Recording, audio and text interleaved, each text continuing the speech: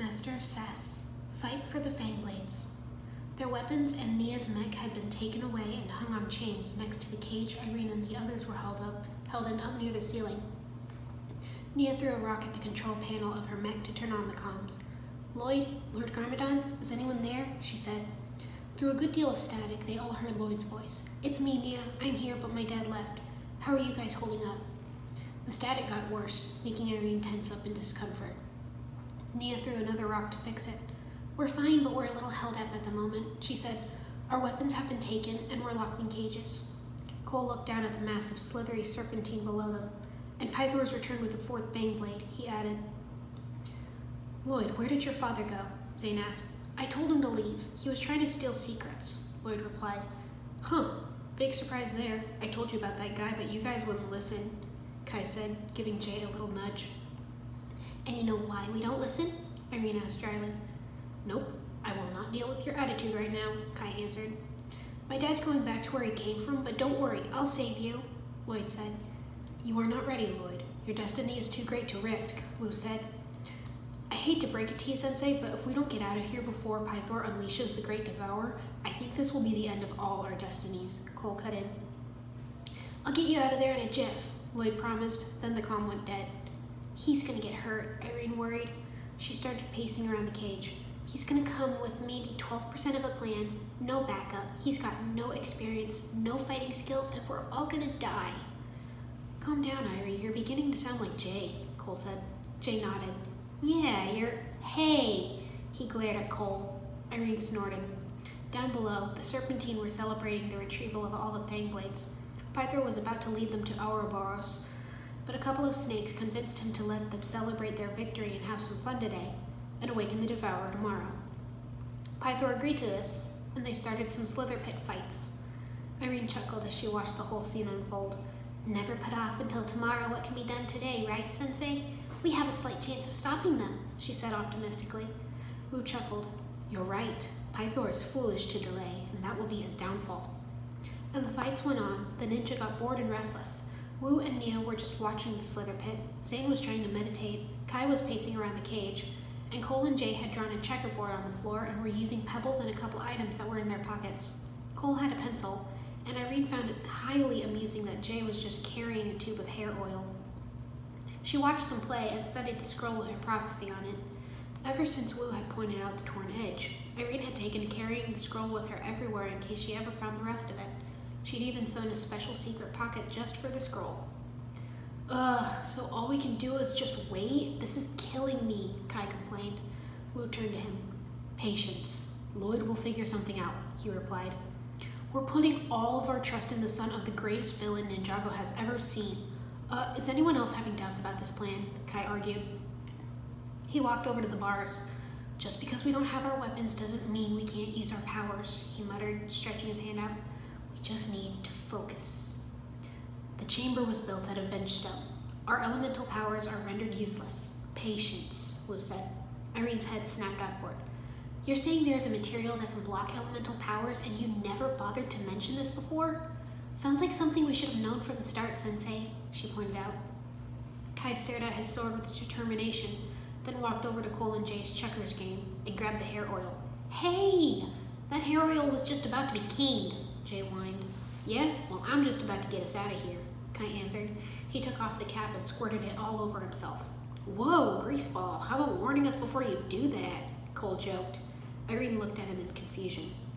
"Make jokes all you want, but I don't think we need our special powers to get out of here," Kai said as he walked over the bars.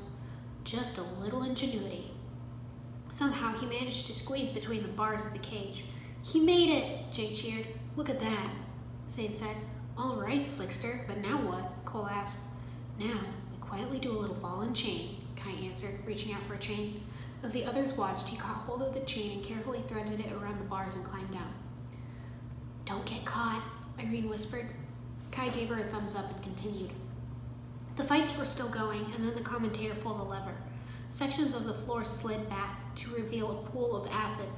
"Please don't fall, please don't fall," Irene silently prayed as Kai climbed down the chain. He started swinging back and forth, and the cage also rocked back and forth. "It's working! Keep going!" Nia whispered to her brother. Come on, everyone, let's see if we can throw our weight around, Cole said as he started running back and forth to swing the cage.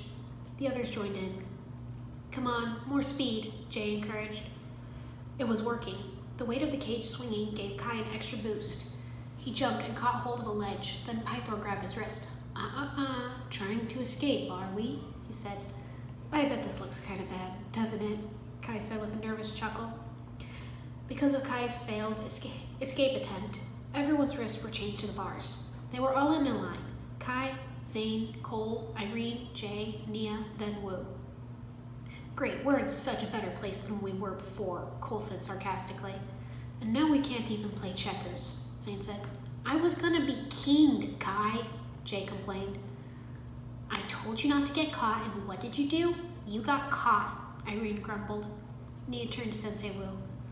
Don't worry, Sensei. I have faith in Lloyd, she said. It felt like an eternity. Irene got bored watching snakes face off in the slither pit, so she turned to Jay and asked him a riddle. Jay, you know what two hands clapping sounds like, right? He snorted. Duh, everyone knows the sound of two hands clapping, he answered. Okay, and you know what no hands clapping sounds like? She continued. No hands clapping doesn't make a sound, Irene. Are you going somewhere with this? Jay asked. All in good time, my talkative brother, Irene giggled. So you know what two hands clapping sounds like, and you know what no hands clapping sounds like. But can you tell me what one hand clapping sounds like? Everyone was silent for a moment as they all tried to figure out how to clap with one hand. After a couple minutes, Irene asked, anyone got it yet? No, Kai said grumpily. Not me, Jay answered. I am at a loss, Zane said. So what's the answer, little sister? Cole asked. Irene snickered. Promise you won't be mad, she requested. They all promised, then she whispered in Cole's ear. He chuckled, then whispered to Zane. Zane looked confused for a minute, then he nodded and reached over to lightly slap Kai's head. Hey, the red ninja protested. And that, my friends, is the sound of one hand clapping, Irene announced, and everyone, even Kai, started to laugh. The joke made their situation a little more bearable. After a while, Kai looked up. Hey, look up there. It's Lloyd, he whispered. Everyone looked to where Kai was pointing. Irene spotted a flash of green. Lloyd had put on the green ninja suit, but it was a big bag on him. He ran down, but tripped on a rock and tumbled all the way down to the middle of the cavern. Irene winced. He landed right in the middle of all the serpentine. Silence. I really gotta grow into this thing, Lloyd muttered as he picked himself up. He turned to face Pythor.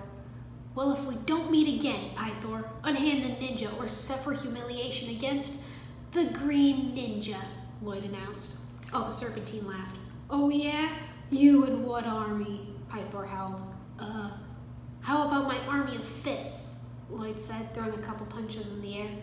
The snakes laughed even harder. Or this army, a familiar voice rang out. There stood Lord Garmadon with the entire skeleton army behind him. Irene whooped. Dramatic entrance! Dad, Lloyd cried. Lloyd, you helped me realize I do have a choice, Garmadon said. If there is anyone who's going to threaten Ninjago, it better well be me. The skeleton army, Pythor said. Why would they fight besides you? You betrayed them and Samukai long ago. Because everybody hates snakes, Cruncher yelled, and all the skeletons began shouting and laughing. Attack, Pythor yelled. As the skeletons and the snakes charged at each other, Pythor grabbed the Fangblades and slithered toward the exit, hitting a lever on his way out. Irene felt the cage jolt. Hey, we're moving, Jay said. Yeah, the wrong way, Cole said as the cage was lowered towards the pool of acid. This is not how I'm going to die, Irene growled, attempting to shimmy up the bars away from the acid. The others did the same, but by then the acid was beginning to eat through the bottom. Lloyd, Nia cried. The kid was running through the snakes and the skeletons toward a very specific lever. He pulled it, and they were released. Nia, Wu, and the ninja jumped to safety, and Lloyd lowered their weapons in Nia's mech. Told you I'd save you, Lloyd bragged. Irene laughed. You sure did, Green Bean, she called as she retrieved her size. Go, ninja, go, Kai said as the guys got their golden weapons. Nia and Sensei Wu got in the mech, and they joined the fight. Ninja, go, the ninja all yelled, doing spinjitzu. As they fought, Garmadon confronted Pythor, who turned to slither away and bumped into Cole. All 5 ninja turned to face him. Going somewhere? Cole said. Oh dear, Pythor muttered. He hissed as Cole threatened him with the scythe and took the Fangblades. He then vanished, his scales blending into their surroundings. "Where'd he go?" Cole asked, looking around. "Who cares? We got the Fangblades. Let's get out of here," Kai said. They spinjitzu'd their way through the Serpentine with Nia, Wu, Garmadon, and Lloyd close behind. "Don't worry about us. We'll keep fighting the good fight," Knuckle called to them. Kai gave them a wave as he and the others exited the cavern. They made it safely onto the Bounty and flew away. "Man, I am so glad that Lloyd and his dad arrived when they did," Irene said. She ruffled Lloyd's blonde hair. "You're going to be an awesome ninja once we've trained you a bit, little man." Lloyd grinned up at her.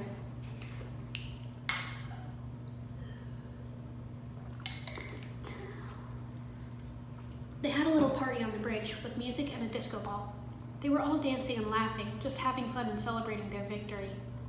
Lloyd came in a little while later, looking a little down. "He left, didn't he?" Nia said. Lloyd nodded. Nia handed him a glass. "Then have some snack fruit punch. Cole made it, and it's actually not that bad," she said. "That's a first," Irene joked. Nia snickered and raised her glass. "To Lloyd's dad." "Hear, hear," the boys shouted. "To Dad," Lloyd said. "Tomorrow we arrive at Torchfire Mountain to destroy these Fangblades once and for all," Sensei said. "And it couldn't have been done without your father. I'm going to miss him." They spent the rest of the evening enjoying each other's company, but Irene couldn't shake the feeling that something would go wrong, so she ignored it.